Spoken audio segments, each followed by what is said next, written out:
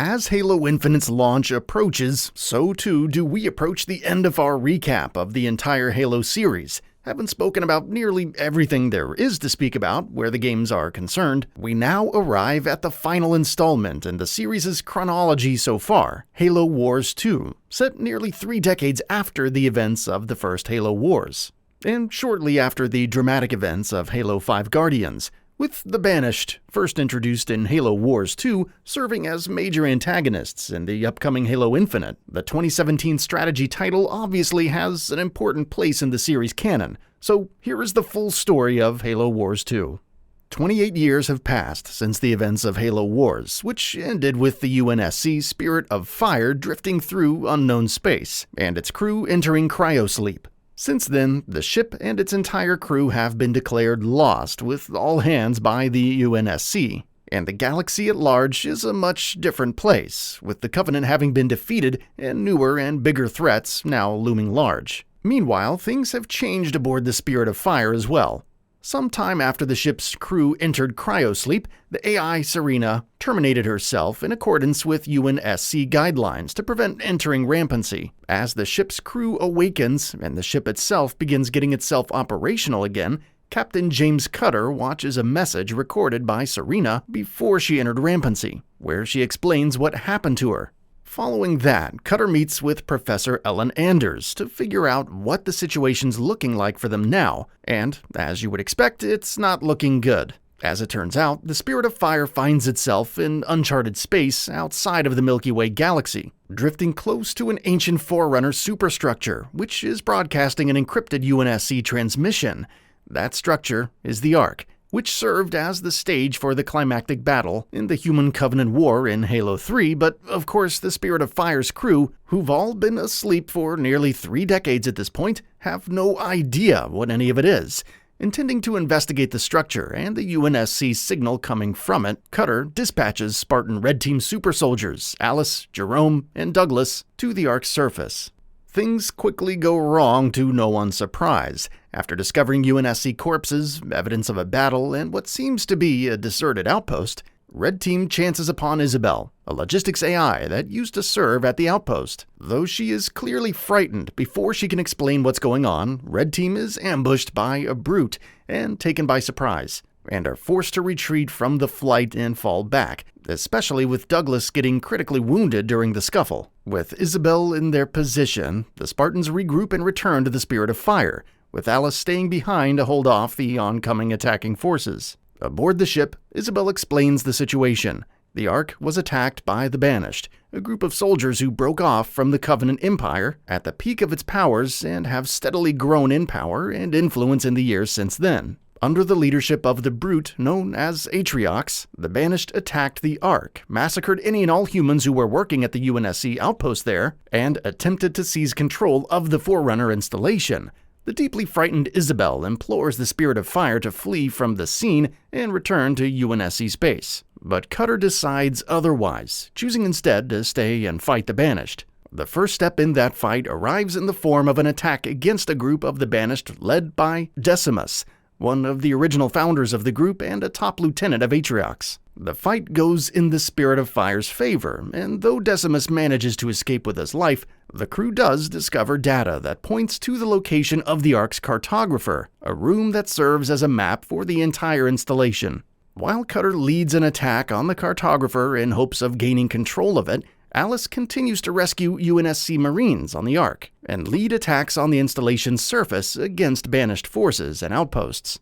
Things begin to turn around for the Spirit of Fire's crew, not only because of Alice's efforts, but also because they quickly manage to gain control of the cartographer, following which they also foil Atriox's plans, to some degree at least, by killing Decimus and destroying a portal node that was allowing the Banished to teleport their forces quickly throughout the entire installation. The tide quickly turns again, however, and their short-lived victory is followed promptly afterward by the arrival of Enduring Conviction, a Banished flagship that engages the Spirit of Fire in battle, while leftovers of the ship's crew and UNSC forces continue to battle against the Banished on the Ark. Anders, however, soon formulates a bold and risky plan that might just help them gain an edge over their foes. Before we get into that, however, let's take a step back. all the way back to Halo Combat Evolved. The events of that game, many years ago, at this stage in the series chronology, saw the Master Chief and Cortana destroying the Halo ring, known as Installation 4. To replace the ring, the Ark quietly began construction of Installation 08. And though that too was destroyed during the events of Halo 3, the Ark soon began construction of another replacement, or Installation 09, as it's technically called.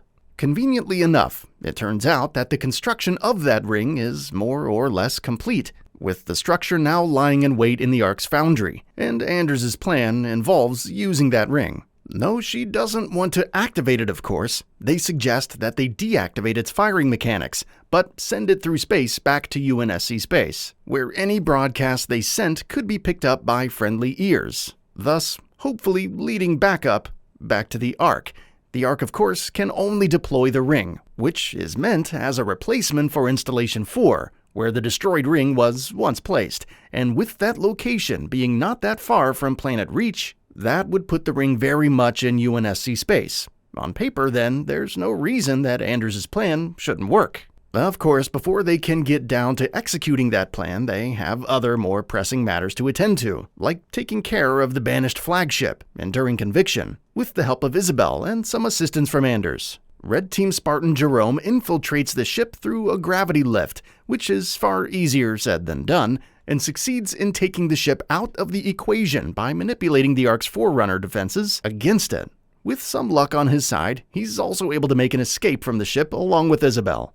Promptly afterward, while Atriox serves the aftermath of the battle, the new Halo ring rises from the Ark with Anders on board. UNSC forces and the Banished clash in furious battles, as both sides attempt to seize control of the ring while Anders infiltrates its control room, hoping to deactivate its firing mechanisms and deploy a communications beacon for the UNSC. Incredibly enough, not only does she succeed in doing that, she also cordons off the section of the ring that held most of the Banished forces and launches it into space, thus killing them. UNSC forces soon evacuate from the ring as well, but as it turns out, there isn't enough time for Anders to get off the structure. As the ring enters a slip space portal, Anders assures Cutter that she'll be back very soon with UNSC forces. Cutter continues to lead the fight against the Banished and Atriox at the Ark. 2 of Halo Wars 2's expansions continue that side of the story, showing not only the Spirit of Fire's continued fight against their enemies, but also how a botched plan of the Banished sees the threat of the Flood returning at the former Covenant capital known as High Charity, with Atriox's timely intervention managing to shut the problem down and contain the Flood again just in a nick of time. Meanwhile, Anders' own trip doesn't quite go the way she had expected.